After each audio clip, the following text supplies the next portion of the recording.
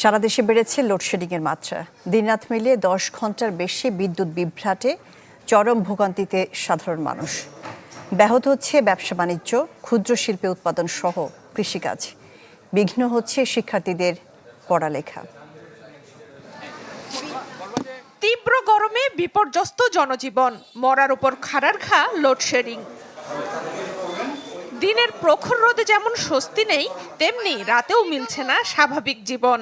সিলেট, রাজবাড়ী, পাবনা, নওগাঁ সহ বিভিন্ন জেলার প্রত্যন্ত অঞ্চলে বারবার বিদ্যুৎ বিভ্রাটে নাকাল মানুষ। আমরা তো টিনের ঘরে থাকি, শুতেও পারি না ঘরে। দিনের মধ্যে 4 বার 5 বার 7 বার কারেন্ট চলে যায়। দিনের বেলা তাও মনে করেন কাজ, এই তো কিছুক্ষণ আগে গেছে, আবার কেবল আসলো। সন্ধ্যার সময় 2 বাজাবেই। ব্যবসা করতে তো আমরা অতিষ্ঠ হয়ে গেছি। যখনই কাস্টমার থাকে তখনই কারেন্ট চলে যায়, কাস্টমার কাছে আর বেচা কিনা করে পারেনি। সকাল 12টার সময় নেওয়া আসলো, এখনো আইসে না। 4 ঘন্টা 5 ঘন্টা ওলা খান আসে না। আমরা অনেক ক্ষতি হয়, পড়ালেখা করতে পারি না। ঢালাইয়ে দৃঢ়তা, নির্মাণে নিশ্চয়তা। প্রিমিয়ার সিমেন্ট, ঢালাইয়ের রাজা। অভিযোগ, দিনরাত মিলিয়ে প্রায় 10 ঘন্টা বিদ্যুৎ থাকছে না। এতে সীমাহীন কষ্টে পড়েছেন এসএসসি ও এইচএসসি পরীক্ষার্থীরা। থেমে যাচ্ছে মেশিনের চাকা, স্থবির হয়ে পড়ছে ব্যবসা বাণিজ্য, ব্যাহত হচ্ছে সেচ কাজ।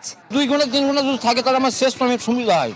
আধা ঘন্টা যে জমিতে পানি যাচ্ছে, ওটা আবার আধা ঘন্টা পরে এলে ওই পানি আবার শুকিয়ে উঠতেছে। যদি না থাকে তাহলে তো আমরা সঠিকভাবে ব্যবসা করতে পারবো না। শুধু খালি কারেন্ট যায় আর আসে। বিল আমাকে ঠিকই ওঠে, কিন্তু আমরা কাজ করা শান্তি পাচ্ছি না। পল্লী বিদ্যুৎ বিভাগ বলছে, চাহিদার তুলনায় সরবরাহ না থাকায় বাধ্য হয়ে লোডশেডিং করতে হচ্ছে। 10 থেকে 15% লোডশেড থাকে, যেটা থাকে যে লোডশেডটা পাই আমরা এটা শিডিউল করে নিয়েছি। আমরা পর্যায়ক্রমে সবগুলি এলাকাতেই আমরা সমহারে বন্টন করে আমরা এটাকে কভার করে নিচ্ছি। দ্রুত বিদ্যুৎ সরবরাহ করে পরিস্থিতি স্বাভাবিক করার দাবি সবার। সানজিদা শান্তা, চ্যানেল 24।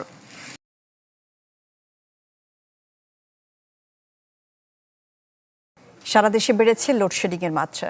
দিনরাত মিলিয়ে 10 ঘন্টার বেশি বিদ্যুৎ বিভ্রাটে চরম ভোগান্তিতে সাধারণ মানুষ। ব্যাহত হচ্ছে ব্যবসা বাণিজ্য, ক্ষুদ্র শিল্পে উৎপাদন সহ কৃষিকাজ।